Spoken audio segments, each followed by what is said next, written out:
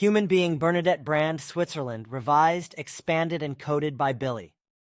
Only when the human being learns, understands, and becomes conscious of what being human in the real and true sense means, and uncompromisingly puts it into practice in his or her daily life, does he or she build up impulses in his or her consciousness which, via his or her deeper layers of consciousness and via his or her ratio, slowly seep into, penetrate, and deposit themselves in his or her innermost layers of character, his or her deepest innermost character nature, by which these impulses correspondingly evolutively change and become valueful impulses to the progressive and better. Thereby the human being becomes free, patient, peaceful, forgiving, and capable of consensus in himself or herself, which leads to the fact that he or she no longer outwardly displays a false mask of being of humaneness and feeling for others, but the actual true humanism. So he or she shows outwardly his or her true character nature, his or her humaneness or humanity lat. Humanitas, and with it his or her true closer meaning as a human being. Thereby he or she shows in a human ethological wise that everything that belongs to him or her as a human being in accordance with creational law principles distinguishes him or her from animals, from other creatures and all other forms of life, and predestines him or her. In this sense, he or she shows and lives his or her human empirical or fathomed experiential and verified or possible behavior. The human behavior,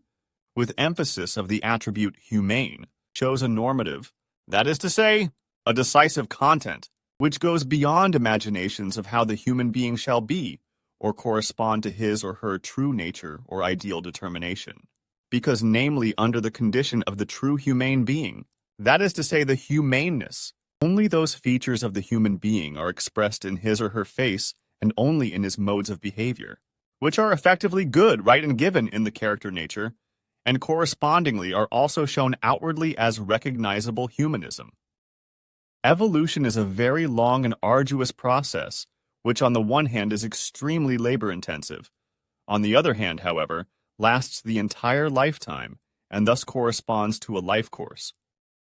This form of learning corresponds to an arduous work on oneself, and it is founded in the constant arduous controlling of one's own thinking, one's own feelings as well as the forms of the psyche, as well as fundamentally in the development and forming of the true characteristics in accordance with the fairness of the laws of creation and the thereout resulting mentality, modes of behavior as well as actions and deeds. This also includes the permanent alignment, truing, and fine-tuning of the thoughts, feelings, and the consciousness, and indeed not until such time as a being human in the real and true sense soothes and positively changes one's own innermost character. Nor can it be only until such time as all the age-old. Deeply ingrained character weaknesses and character flaws are slowly dissolved and replaced by new, intentional character traits based on being human in the real and true sense, because in a fully and complete frame this is impossible. This is because the process of becoming human in the real and true sense corresponds to a lifelong evolutionary process and does not end even with death. Consequently, the new personality must continue the lifelong learning process at the next birth. The only and most effective means available to the human being on this way is and remains constant learning, in which case meditation is a very valuable means through which not only concentration and thought control can be learned, but also the unavoidable equanimity and patience. These two values correspond to important prerequisites for the achievement of zeal determinations, because they are required to awaken the consciousness as well as intellect and rationality to make use of them and to strengthen them. And only then, when intellect and rationality can be used and evolutively controlled, does it come about that errors can be recognized, analyzed, consciously worked on, resolved, and that the right thing can be done and learned. Without such a rectification of errors, no practical experience and the living of it, and thus also no progress can take place, as well as no evolution of the consciousness,